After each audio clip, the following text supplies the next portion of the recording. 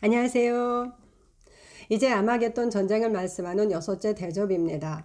일곱 대접의 준비에서 모세의 노래 어린 양의 노래를 말씀하여 출애굽 사건과 영적 이스라엘의 속량을 연결하였고, 앞에 다섯째 대접까지는 모두 애굽에 내린 재앙들을 상징으로 말씀하였습니다. 그러나 여섯째 대접에서는 유브라데를 말씀하여 출애굽 사건에서 바벨론에서의 속량으로 상징을 옮깁니다. 그러므로 뒤의 장들에서는 애굽이 아니라 바벨론과 그와 연합된 자들에게 내리는 심판을 말씀합니다. 그러나 그들은 계시록 전반에서 심판과 관련하여 말씀하는 상징의 대상들입니다. 오늘은 여섯째 대접과 마지막 일곱째 대접의 말씀을 살펴보겠습니다. 여섯째 대접. 여섯째 대접은 큰 강 유브라데와 동방에서 오는 왕들, 그리고 아마겟돈 전쟁과 온천하 왕들에 대해서 말씀합니다. 먼저 큰 강 유브라데와 동방에서 오는 왕들입니다. 계시록 16장 12절입니다. 또 여섯째 천사가 그 대접을 큰 강 유브라데에 쏟음에 강물이 말라서 동방에서 오는 왕들의 길이 예비되었더라.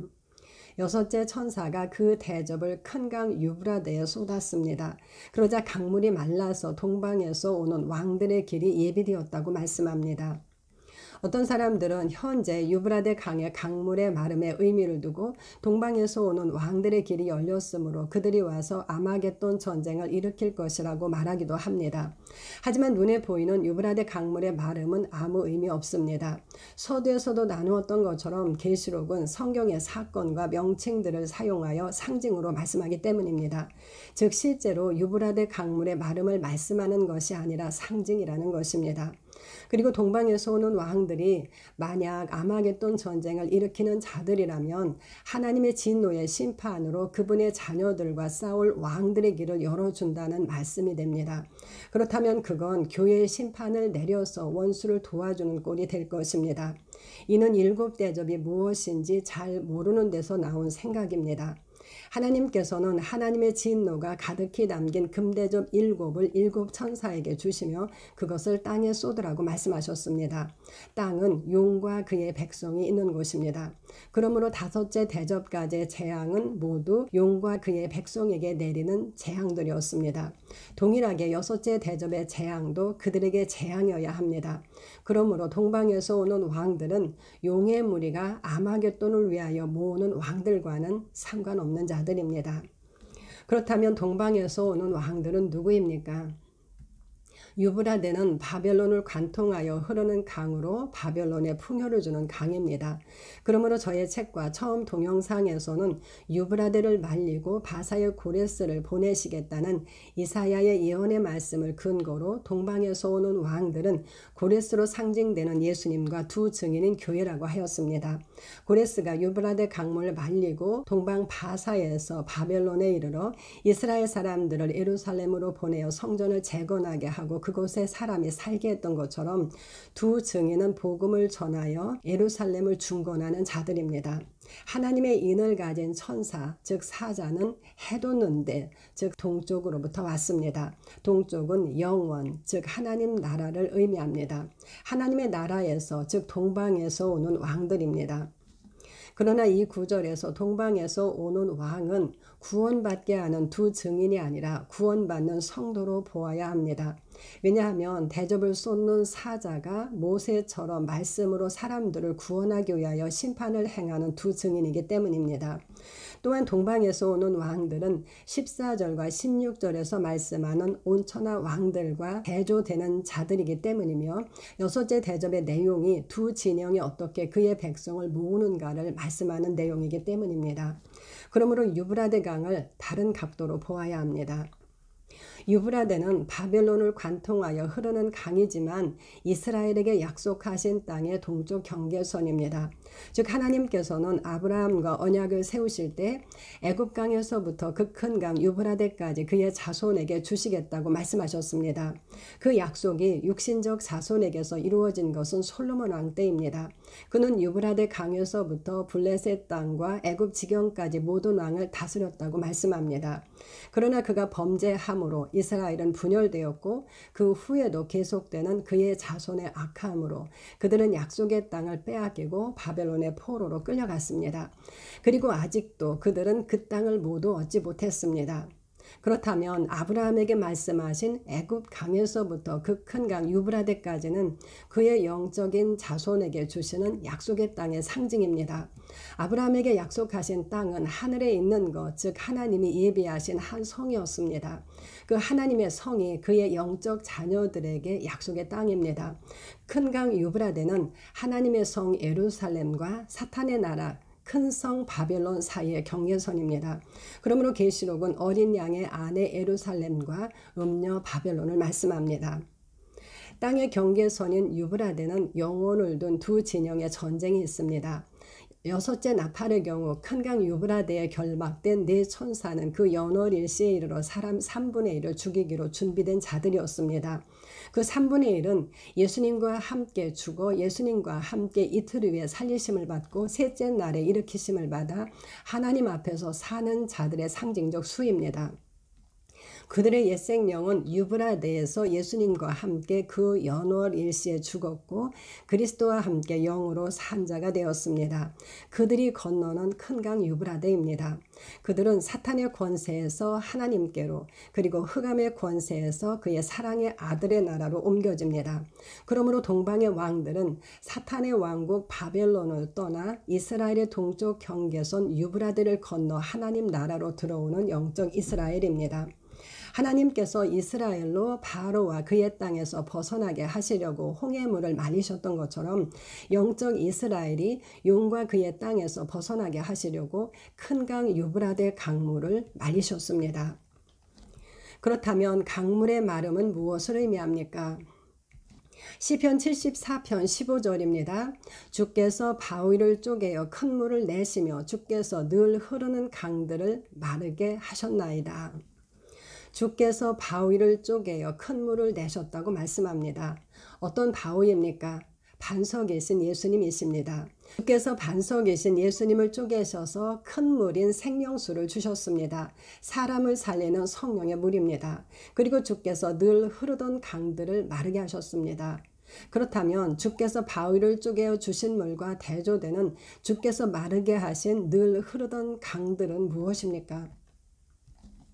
계시록에는 두 개의 강을 말씀합니다. 큰 강 유브라데와 생명수 강입니다. 수정과 같이 맑은 생명수의 강은 하나님과 어린 양의 보좌로부터 흘러나와 길 가운데로 흐릅니다. 예수님께서는 나를 믿는 자는 성경의 이름과 같이 그 배에서 생수의 강에 흘러나오리라 라고 말씀하셨고 요한은 이에 대해 이는 그를 믿는 자들이 받을 성령을 가리켜 말씀하신 것이라고 말하였습니다. 하나님 나라의 풍요를 주는 하나님과 어린 양 보좌로부터 흐르는 성령의 생수의 강은 예수님을 믿는 자 안에서 흘러나옵니다. 그렇다면 하나님께서 말리신 유브라데 강물은 다음 절에서 말씀하는 용과 짐승과 거짓 선지자의 입으로부터 나오는 새 더러운 귀신의 영일 것입니다.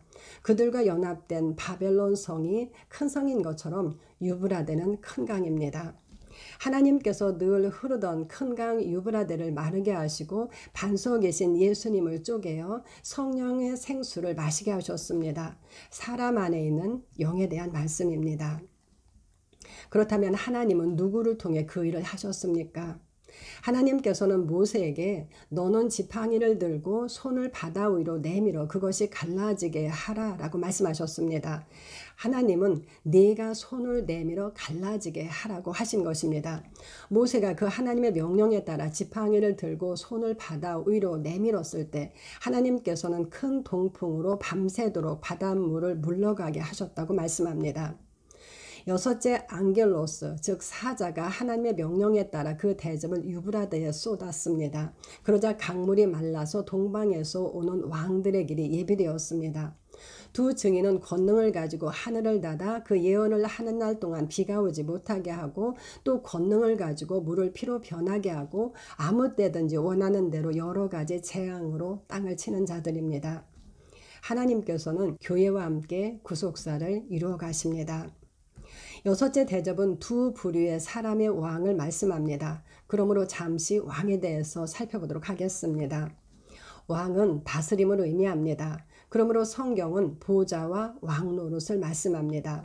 모든 다스림은 하나님으로부터 기원합니다. 하나님께서는 높이 들린 보좌 위에 앉으셨습니다.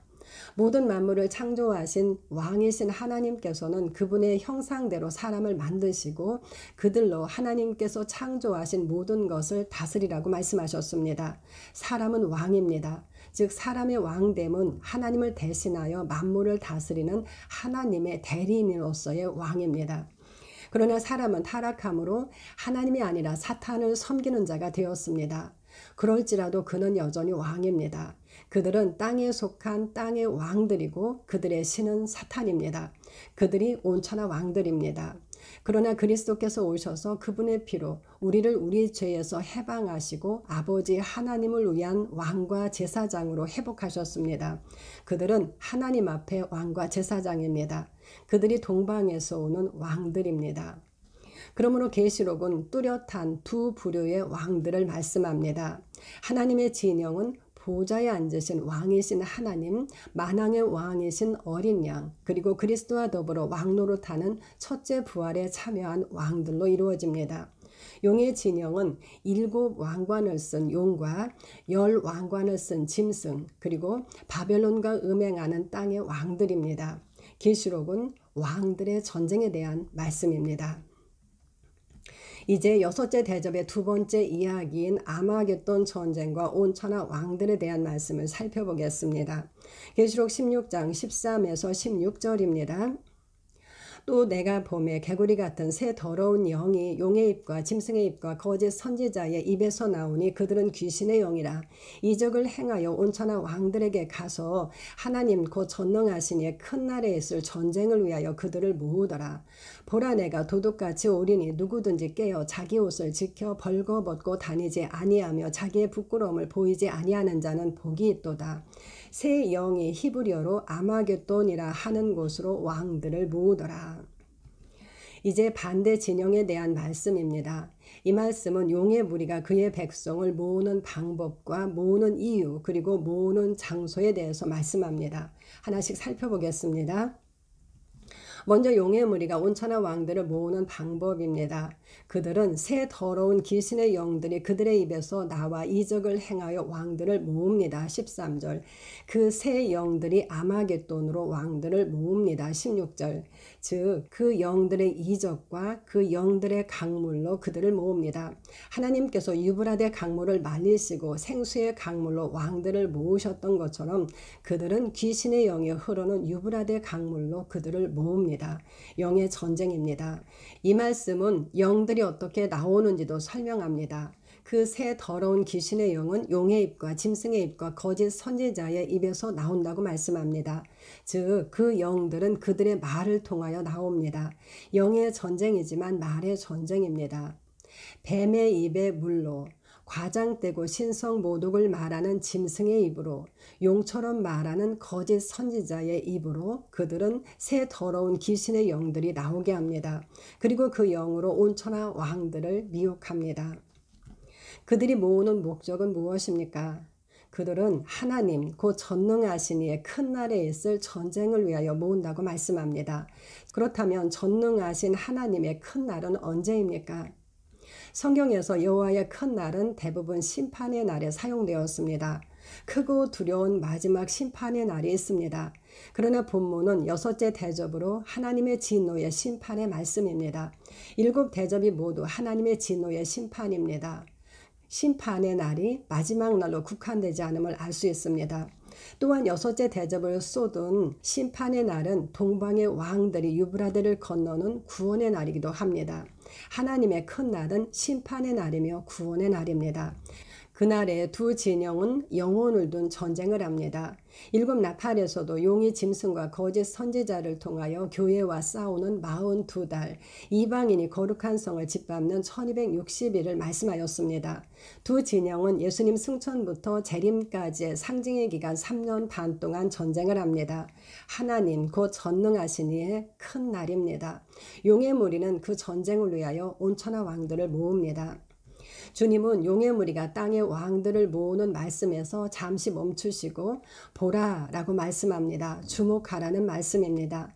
이어서 내가 도둑같이 오리니 누구든지 깨어 자기 옷을 지켜 벌거벗고 다니지 아니하며 자기의 부끄러움을 보이지 아니하는 자는 복이 있도다 라고 말씀합니다. 용의 무리는 주님 오시는 날까지 전쟁을 위하여 그의 백성을 모읍니다. 그들은 할 수만 있다면 택하신 자들을 미혹하여 믿음에서 떠나게 하려 합니다. 그러므로 그 믿음을 잃어 벌거벗고 다니지 않도록 정신을 차리라는 말씀입니다. 계시록에서는 성도의 인내와 믿음을 말씀하였습니다. 주님은 도둑같이 예고 없이 오실 것입니다. 끝까지 믿음을 지킴으로 자기의 의의 옷을 지켜 벌거벗지 않고 다니는 자는 복이 있습니다. 그리고 16절에서 다시 용의 무리가 그들을 모으는 장소를 말씀합니다. 그 세 영이 전쟁을 위하여 왕들을 모으는 장소는 아마겟돈입니다. 아마겟돈은 헬라어로 알르마겟돈입니다. 스트롱 성구 사전에서 지시하는 번호로 히브리어를 찾으면 언덕들을 의미하는 하루와 무깃도를 의미하는 메깃돈이라고 기록되어 있습니다. 무깃도 언덕이 아마겟돈이 되었음을 알 수 있습니다. 그들은 무깃도 언덕으로 땅의 왕들을 모읍니다. 그렇다면 무깃도 언덕은 무엇을 상징합니까? 스가랴 12장 10, 11, 13장 1절입니다. 내가 다윗의 집과 예루살렘 주민에게 은총과 간구하는 심령을 부어주리니 그들이 그 찌른 바 그를 바라보고 그를 위하여 애통하기를 독자를 위하여 애통하듯 하며 그를 위하여 통곡하기를 장자를 위하여 통곡하듯 하리로다. 그날에 예루살렘에 큰 애통이 있으리니 무깃도 골짜기 하다 드림몬에 있던 애통과 같을 것이라. 그날에 죄와 더러움을 씻는 셈이 다윗의 족속과 예루살렘 주민을 위하여 열리리라. 하나님께서 다윗의 집과 예루살렘 주민에게 은총과 간구하는 영을 부어주심으로 그들이 찌른 그를 바라보고 애통할 것이라고 말씀합니다. 그런데 그 애통이 격렬할 것을 말씀하기 위하여 독자와 장자를 위한 통곡과 함께 무깃도에서 있었던 애통을 말씀합니다. 무깃도의 애통은 그곳에서 전사한 요시아 왕의 죽음에 대한 이스라엘의 애통입니다. 요시아는 아수르를 치려고 유브라데의 갈그미스로 올라가는 애굽왕 바로누고를 방비하다가 무깃도에서 죽었습니다. 그는 하나님 앞에 정직하여 다윗의 길을 걸었던 왕입니다. 그는 바알의 단을 헐고 우상들과 그 제사장들의 뼈를 불살라 나라를 정결하게 하였습니다. 또한 언약책에 기록된 대로 유월절을 지켰던 왕입니다. 그러므로 유다와 예루살렘 사람들이 그의 죽음을 슬퍼하였다고 말씀합니다. 에레미야는 애가를 지어 부르게 했습니다. 그러므로 하나님께서 다윗의 집과 예루살렘 주민에게 은총과 간구하는 영을 부어주심으로 애통의 격렬함에 무깃도의 애통을 말씀한 것입니다. 무깃도는 애통의 장소입니다. 그런데 그들이 찌른 바라고 말씀함으로 언뜻 보면 마지막 날의 애통으로 보일 수 있습니다. 하지만 그때에는 은총도 간구하는 영도 없습니다. 또한 모든 족속에 애통할 것을 말씀한 다음 이어서 13장 1절에서는 죄를 씻는 샘이 열릴 것을 말씀합니다. 죄를 씻는 샘이 열리는 애통입니다. 요한은 스가랴의 이 말씀을 인용하여 말합니다. 요한복음 19장 37절입니다. 또 다른 성경에 그들이 그 찌른 자를 보리라 하였느니라. 그들이 그 찌른 자를 볼 것입니다. 이 말씀을 통해 스가랴의 말씀은 갈보리에서 죽으신 예수님을 보고 사람들이 애통할 것에 대한 말씀임을 알 수 있습니다. 또한 예수님께서 찔리심으로 죄와 더러움을 씻는 샘이 열렸습니다. 그러므로 예수님을 보고 애통하는 자, 즉 회개하는 자마다 죄사함을 받게 됩니다. 그러므로 무깃도 언덕은 찌른 자를 보기 위해 영적인 갈보리 언덕으로 모인 자들, 즉 죄사함을 받은 자들을 의미함을 알 수 있습니다. 아마겟돈 전쟁은 용의 무리가 땅의 왕들을 무깃도, 즉 죄사함을 받은 성도들에게로 모아 싸우는 전쟁입니다. 이 말씀은 곡과 마곡 전쟁에서 설명하여 줍니다. 용은 곡과 마곡, 즉 적그리스도와 그의 무리를 모아 싸움을 붙이는데 그들이 널리 퍼져 성도들의 진과 사랑하시는 성을 두른다고 말씀합니다. 용과 짐승과 거짓 선지자는 적그리스도의 무리를 모아 아마겟돈인 성도들의 진과 사랑하시는 성을 두릅니다. 용의 무리가 두르는 성도들의 진, 즉 사랑하시는 하나님의 성이 바로 아마겟돈입니다. 16장의 아마겟돈 전쟁, 19장의 말탄자들과의 전쟁, 20장의 곡과 마곡의 전쟁은 구약 성경의 다른 명칭의 상징들을 사용하여 말씀하지만 하나의 전쟁입니다. 모두 하나님의 진영과 용의 진영의 전쟁에 대한 말씀입니다. 예수님은 두 진영 사이에 전쟁이 있을 것을 대접에서 3번 말씀하여 이를 확증합니다. 계시록의 특징은 이 전쟁에서처럼 인물이나 사건에 대해 대부분 3번 말씀하여 두세 증인으로 확증한다는 것입니다. 그만큼 강조하여 말씀한다고도 볼 수 있습니다. 그리스도의 승리로 용은 쫓겨났고 우리 하나님의 구원과 능력과 나라와 그리스도의 권세는 나타났습니다. 주님의 사자는 큰 강 유브라데에 대접을 쏟아 강물을 마르게 하여 동방에서 왕들이 오는 길을 열리게 합니다. 또한 용과 짐승과 거짓 선지자는 새 더러운 귀신의 영으로 온천한 왕들을 아마겟돈으로 모읍니다. 영들의 전쟁입니다. 그 일은 전능하신 이의 큰 날인 예수님 승천부터 재림 때까지 계속될 것입니다. 2. 일곱째 대접 17절입니다. 일곱째 천사가 그 대접을 공중에 쏟음에 큰 음성이 성전에서 보좌로부터 나서 이르되 되었다 하시니 계시록에서 7은 단순히 숫자를 말하는 것이 아니라 완성, 완결됨과 끝맺음을 의미합니다. 심판이 완성되어 하나님께서는 되었다라고 말씀합니다. 예수님께서도 신포도주를 받으신 후에 다 이루었다라고 말씀하셨습니다. 예수님은 십자가를 통하여 구원을 이루셨습니다. 알파와 오메가이신 전능하신 하나님은 시작하신 일을 이루시는 분이십니다. 일곱째인 일곱째 나팔, 일곱째 대접은 숨겨졌던 모든 말씀이 열리고 그 말씀이 온 세상에 전파되고 심판이 쏟아져 원수로 발등상이 되게 하는 때입니다. 그때 하나님과 하나님 우편에 계신 주님께서 오실 것입니다. 복음과 같이 하나님의 그 비밀이 이루어질 것입니다. 번개와 음성들과 우레소리가 있다고 말씀합니다. 계시록 4장 5절에는 하나님 보좌로부터 번개와 음성과 우레소리가 났다고 말씀합니다. 번개와 음성과 우레소리는 하나님의 위엄과 영광을 의미합니다. 또 큰 지진이 있는데 얼마나 큰지 사람이 땅에 있어온 이래로 이같이 큰 지진이 없었다고 말씀합니다. 큰 성 바벨론이 세 갈래로 갈라지고 성들도 무너집니다. 큰 성 바벨론이 하나님 앞에 기억하신 바 되어 그의 맹렬한 진노의 포도주를 받았으므로 각 섬도 없어지고 산악도 간데 없다고 말씀합니다. 하나님의 성은 영원하지만 용의 성인 바벨론은 분열되고 무너져 간데 없어집니다. 힘센 천사는 큰 맷돌 같은 돌을 바다에 던지며 큰 성 바벨론이 이같이 비참하게 던져져 결코 다시 보이지 아니할 것이라고 말하였습니다. 그들은 하나님의 진노의 대상입니다.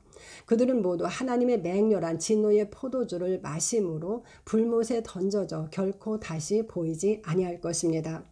무게가 1 달란트나 되는 큰 우박이 하늘로부터 사람들에게 내렸다고 말씀합니다. 우박은 하늘로부터 쏟아지는 하나님의 진노를 상징으로 구약에서 말씀하였습니다. 1 달란트나 되는 우박은 하나님의 진노가 그만큼 큼을 나타냅니다. 일곱째 대접은 마지막 심판입니다. 큰 진노의 심판입니다. 사람들이 그 우박의 재앙이 심히 크기 때문에 하나님을 비방하였다고 말씀합니다. 그들은 계속하여 하나님을 비방합니다. 일곱째 나팔에서는 마지막에 있을 보상과 심판을 세 부류로 나누어 말씀하였습니다. 그러나 대접은 심판이므로 일곱째 대접은 심판만을 말씀합니다.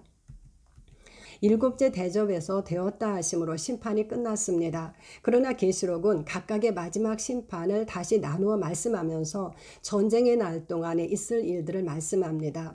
17장과 18장은 바벨론의 멸망을, 19장은 짐승과 거짓 선지자가 불못에 던져짐을, 20장은 용과 그를 따르던 사람들이 불못에 던져짐을 말씀합니다. 그러나 그들은 한 팀으로 같은 전쟁을 하고 한날에 멸망을 당합니다. 다음 영상들에서 그 부분을 살펴보도록 하겠습니다. 감사합니다.